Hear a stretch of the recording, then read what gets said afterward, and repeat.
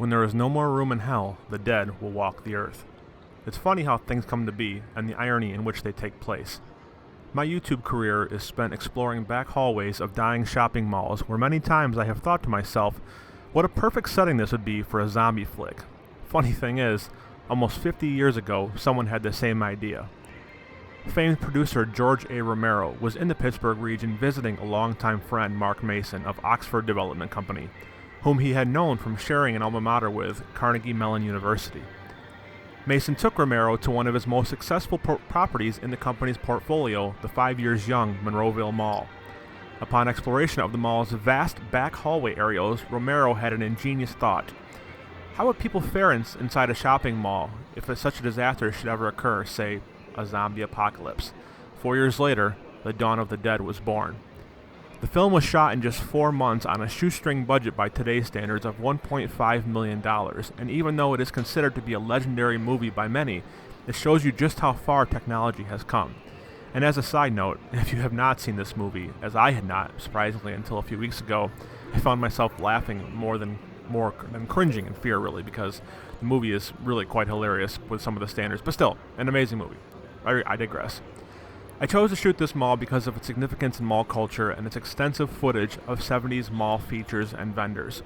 Speaking of the mall itself, let's talk a little bit more about it. Monroeville Mall opened in May 1969 and was the product of a changing landscape in the area from rural to commercial. Post-war families started migrating to the suburbs and the shopping mall was born in many areas. The 1.1 million square feet Monroeville Mall opened its doors with the Gimbels and Joseph Horn Company at opposite ends and JCPenney in the middle. The 5 and dime G.C. Murphy store provided a lower price alternative for shoppers on the lower level. The mall contained 125 stores on 2 levels and featured the Ice Palace, which was a skating rink.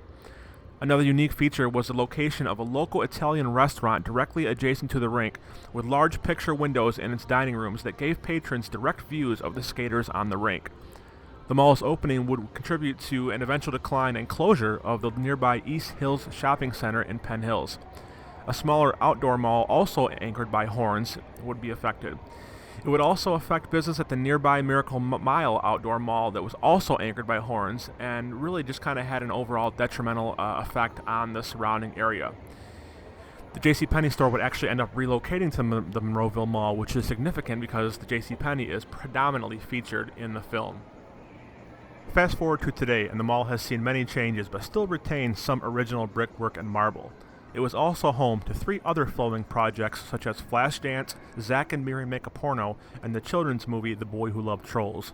And also of note, the Stephen King 1983 horror classic Christine also mentions Monroeville Mall several times. I'm really glad that I got to see this mall, and as many times as I have been in the Pittsburgh region, it's kind of surprising that it took me this long to get to such a historic location.